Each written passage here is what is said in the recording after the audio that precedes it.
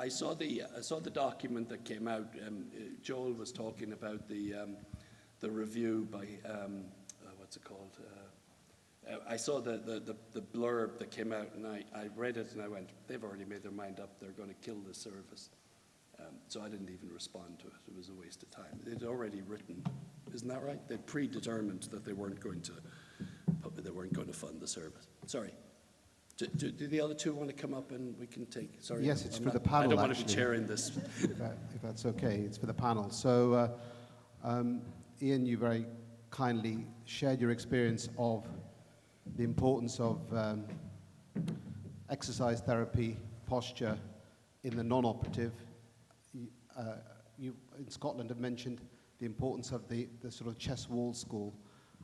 So what's the role of this sort of therapy in the operative group?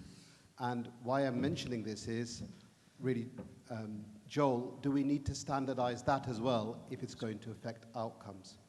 I'll just say, great question, yes. One of the things I'll just mention as a Pectus surgeon is you do a NUS, you look great, flat on the table, they stand up, they do that, and their Pectus comes back, and you're like, ours don't. Ours stand up dead straight. Oh, do they? Oh, yeah. It's a rod of steel that you put on their back. Yeah, well, exactly. So it's a one very of the most question. amazing things I've seen is these kids, when they come back to clinic, they've got rid of most of their posture problems. It's fascinating. But we give incentive spirometers to the children pre-operatively, so that when they come in, you don't want to be learning how to use an incentive spirometer when your chest is hurting like hell.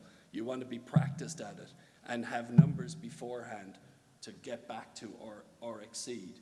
And we do a lot of physical work with them pre-operatively. Because, 17.2 BMIs, they're horrendous, and that's the average.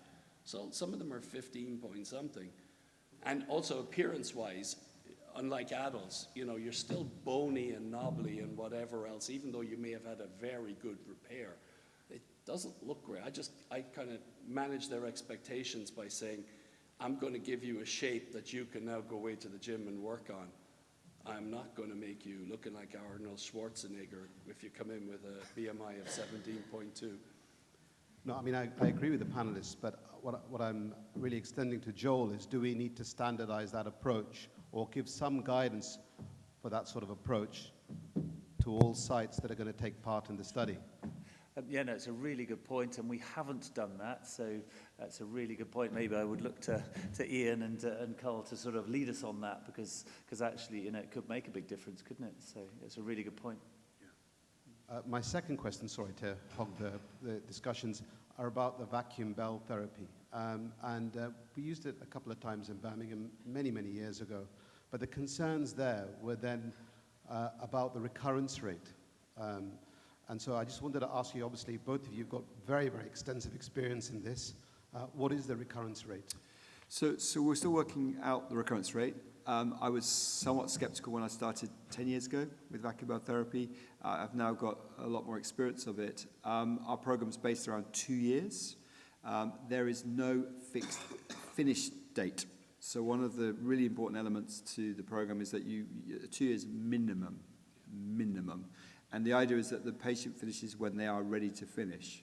And I think there's no doubt if you start your program in an older age group, then you're going to get a point where the chest is not going to be flexible anymore. So you'll get a point where you might get some improvement in the first year, and then it just stops. If you start earlier, there's no doubt by going longer, you improve the chances of making a permanent correction. And I think certainly when I did the literature review and when I did a re-review for this talk, there still remains some uncertainty about this long-term outcome issue.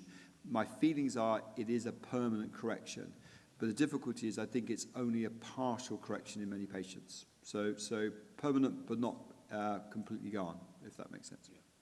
Yeah, certainly. I mean, it's interesting. You don't want to start bracing or the bell too young while they still haven't gone through their growth spurt, if you know what I mean. And if you're very severe and you're going to go for surgery anyway, like that's just nonsense, giving them another therapy beforehand, so getting the worst of both worlds. The idea should be that, but we're coming down for the vacuum bells. We did not apply for money for the vacuum belts when we applied for the NSD service, because I reckon there was no way they were paying for an open-ended 500 euros a throw. You hand it away, you never get it back. But actually, interestingly, we recycle ours. We have to throw some bits away, but we recycle ours. So we get 50% of them coming back to us, which cheapens it a bit. But we're not, our orthotics department actually suck up a lot of the cost of the vacuums.